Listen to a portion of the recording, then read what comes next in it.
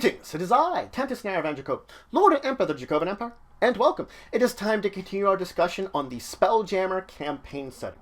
I've been reviewing the campaign settings of Dungeons & Dragons, and of course I started with some from the AD&D period of time, and of course, D&D Adventures in Space I started with.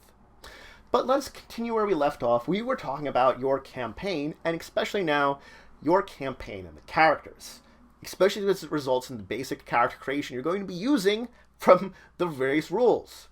Now, an important thing to do is when you're choosing your methods of character creation, anything that's unique and interesting to the system that you're using, you're going to have to make sure it fits within space. That's the only important thing that you're going to have to do, is you're going to have to look at every method that you could use, any of the basic methods. There is a step-by-step normally, but any kind of small differences, make sure it fits in space. And you might have to make some of these optional choices in order of it.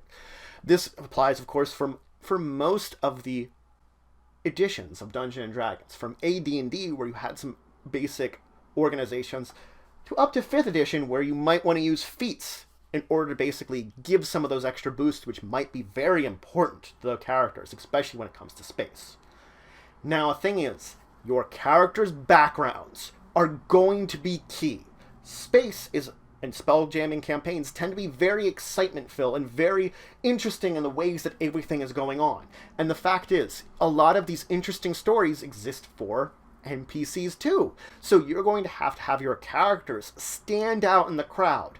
You don't want them to fade to be just another crew member. They have to have such interesting backgrounds, interesting stories, interesting things about their character that makes them stand out above all the rest. They should be their own individual within the crew, but also within the group in general. The group together should have each of their own individual stories, of course, but they should be so interesting that they draw the eyes. Basically, if someone was reading a story about these folks, they would form the main cast in a way because they have more interest than any of the other characters, which might have their own, again, interesting stories. Their story should also identify what sphere they came from, what world they came from. The fact is, the more detail you can throw into their background and information about them, the more real the character feels. And it is important to get that real feeling there, because it stands out amongst the interesting stories, once again, as I was saying, the GM should be creating to reflect the setting, because the setting leads to these very easily. Now, if you're a Groundling character, it's going to be important to describe how you got into space. That's going to be the key to the background. Of course, you're going to establish yourself on your home planet, the background you had there that makes you interesting. But getting to space should be a story itself. Whether it's some kind of magical experiment or some kind of experiment in technology, it could be that you were exposed to a spelljamming helm that using it got you to space, or you were exposed to spacefarers themselves that drug you into space for a reason or another. Whatever reason you end up using, which the book lists a whole bunch of them, you have to make the choice what it is, and then reflect your story around it of what's going on when you're grabbing to space. Spacefaring characters do fit better within the spelljamming universe because you can establish yourself more in the background of the universe a lot easier within the background of the campaign setting. So they do have an advantage when it comes to a background. Like with the Groundling, there are a lot of suggestions as to why you're an adventurer, which the book provides, which you can use any of these or adapt them. But you have to think of it this way. A spacefaring character doesn't necessarily mean you weren't born on a planet. So that's an important thing to note. You could have still been born on a planet. It's just that your connections to space existed there from a very young age. And more than likely, at least one of your parents was originally going to be a space traveler. Why they were on that planet? Hard to say. But you're going to know about it from your parent, effectively. You're going to be connected to that right away and probably trained at it at a young age. So you can see that you do have an underlying connection into this setting a lot more that you can build into your background. You know a lot more about these things. You've experienced a lot more about the things that are based around space. That's why spacefaring races tend to be able to strengthen the story of the campaign overall a lot better, because you're already including yourself in the campaign setting. Now, let's talk about races. Because the fact is, we've talked about some of the spacefaring races, but you can really use any race from a D&D source. But we have to be sure we're using it properly.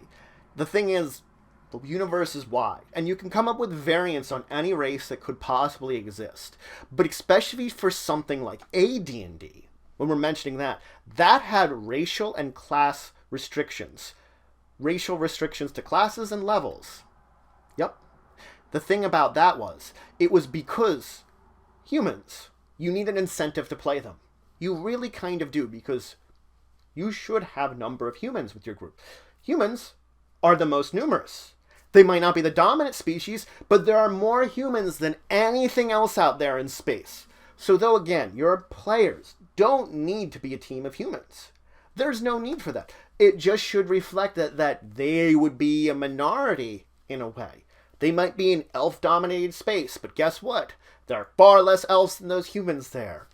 That's the way you have to think about it. So, of course, keeping these basic standard rules of racial creation the same is very important. You should still reflect that certain races are going to exist better in space, certain ones less. So basically choosing a race, you're going to be a groundling to start out with. Others, you could say you're definitely a spacefarer or not. But it is a matter of keeping those basics the same, because of the setup of it. Again, exceptions could still exist. If you're going to use those exceptions, throw those to NPCs. Now, also as a DM, it is encouraged that you build your own races. When you're doing this, you're not building your own races for the players to play. You're building them for your players to encounter, because the universe is wide and vast, and there could be weird creatures from all kinds of spheres everywhere. You're also encouraged to use the races from Spelljammer in interesting ways.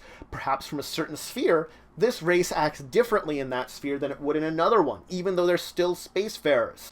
They're a version of it that's slightly different because they're natives to this area and became spacefarers. So you can see, you can even use these races, the spacefaring races, in interesting ways. Now let's talk about classes, because this is an important one. I'm going to be diving into the depths of each of these classes and giving you suggestions on the ways that they work better in space. The fact is, the majority of classes, they don't really work in space the way they really want them to. Space is so vastly different, they're not necessarily adapted for it directly. So taking a class from a normal campaign setting and just throwing it in here from the basic book might not work as well. You're going to have to make sure that class fits within everything and make adaptations. If you're using a groundling, it makes an excuse for that. But if the characters are spacefaring, or you're using those classes yourself for NPCs, then yeah, they're not going to be prepared in a way that you want them to. Now, talking about commoner/zero level characters, depending on your edition, it is important to talk about them too, because they do exist out in space. On normal campaign world, you can consider, especially if you're talking about the level 0 form from AD&D, there's about 99 to 100 level 0s to one character that has classes, either an adventurer, maybe some kind of hero or villain, or someone of unique talent that's somehow gotten to that point in time. That's how you figure out the numbers of classes, basically. People with important classes. Now, it does reflect a little differently when we move into some of the more modern editions, but effectively you have to think about it a lot the same. There are very few numbers of PC-type classes. Most of it are going to be the NPC-type classes, or those that are just, again, throwaways. Space changes things. The numbers of those that reach the class level, or PC class, far exceed that. In fact, if you're talking about 0 levels, it's 9 to 10 0 levels. That's what it is. So it is 10 times more likely you're going to be running into someone with a class in AD&D. And the increase in numbers reflect similarly in all the other editions that you're going to use Spelljammer for. Because it's such an interesting place and such adventures take place there, it drives people to have more experiences than they would down on a planet. You're going to have a lot more either general adventurer types or people that have had the training because of the nature of whatever they've done to gain these classes. This doesn't mean you find roving bands of very powerful warriors that have a lot of classes. No. you don't find that still.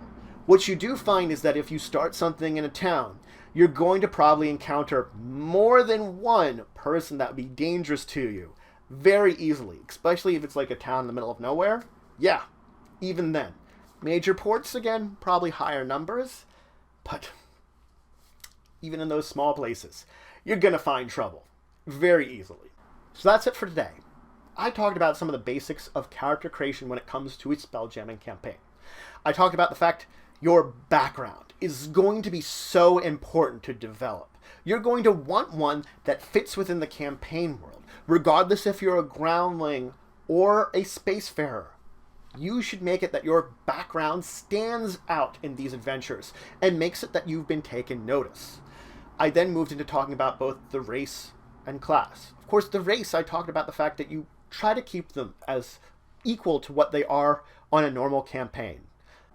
As a DM, that's where you might find the exceptions, or come up with new races, or adapt races before. The DM is going to have a lot of that stuff. Players should keep it to the average races, just because it encourages the normal character creation and keeps things open.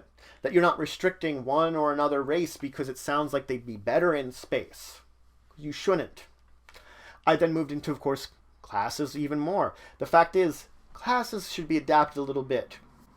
I will actually move into talking about those adaptations next time. That taking each of these classes and talking to you about how you should adapt them, that they fit better within a space traveling game. That's going to be our next topic. But if you have any questions, comments, anything you want to say, anything you think I left out, please leave it in the comments below. Please like, share, and subscribe. It's just for the channel, the Empire, the work I do. If you want to show some extra support, you could always check out my Patreon, link in the description below.